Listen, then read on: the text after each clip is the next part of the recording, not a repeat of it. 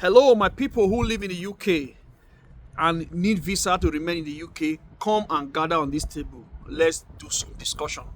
Yes, I've received several calls asking, what's the way forward?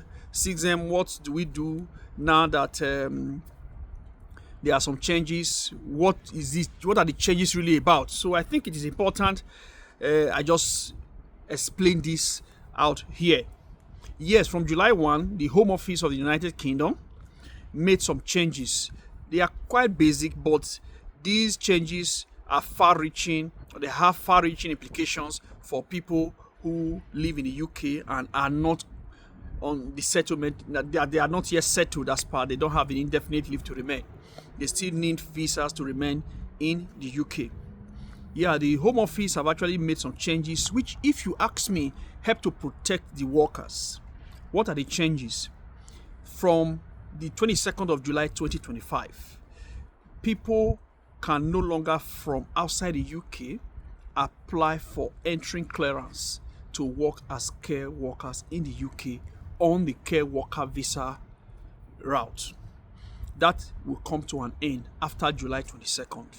What about those who are already in the UK? They are not as such affected. That is for people who are already on the care route. You can still renew your care visa. You can still switch employer from care work to another employer who wants to employ you as a care worker until you spend your 5 years. It's still 5 years, doesn't change for you to gain settlement, as to get the indefinite leave to remain. So you can still apply for that.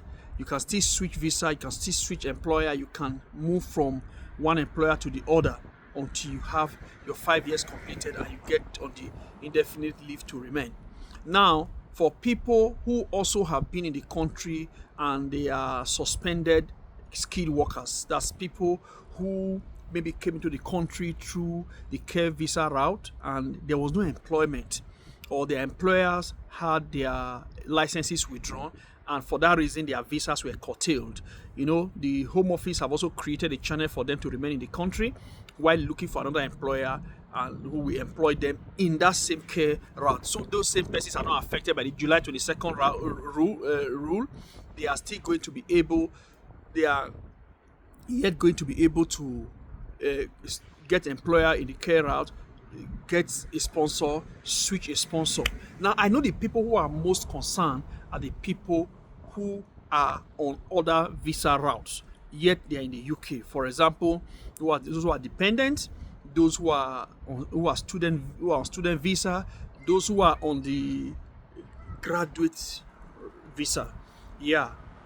The good news is that if you are on these categories of visa, you can still get sponsored. You can still switch to the care visa route after July 22nd. I think that needs to be emphasized, because this has been the fear of majority of people who are either on the student visa or on the graduate visa, and they feel, I can't get a sponsor, I can't get sponsored by the care visa route anymore. No, that's not true. What it is that you still can switch from the student or the graduate student or being a dependent. You can still switch to the care visa route, but there are preconditions.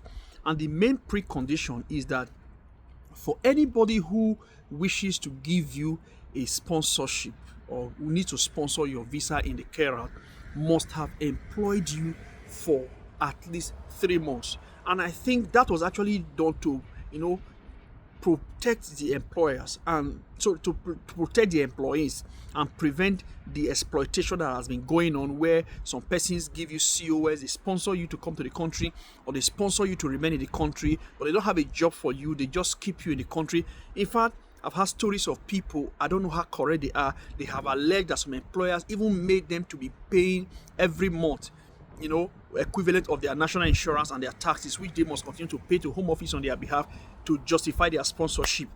People have had to go through all that trauma, but no responsible government, not to talk of the United Kingdom, will fold his arms and watch people exploit exploit employees. So what they have simply done is, for you to get sponsored by an employer, there has to be an established employer-employee relationship.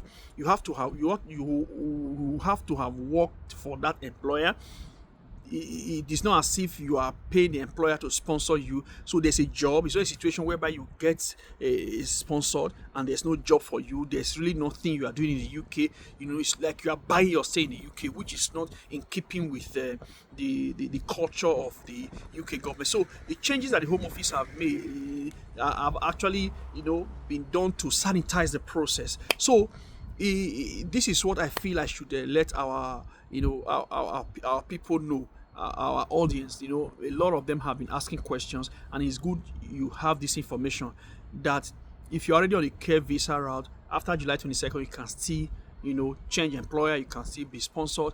Then if you are on another visa route that is not care, like study or post-study visa, you can still switch. But the condition for you who is not being on the care visa route is that for an employer to employ you and sponsor you, you ought to have put in 3 months of work with that employer, you know, to establish an employer-employee relationship, so that exploitation will no longer be possible.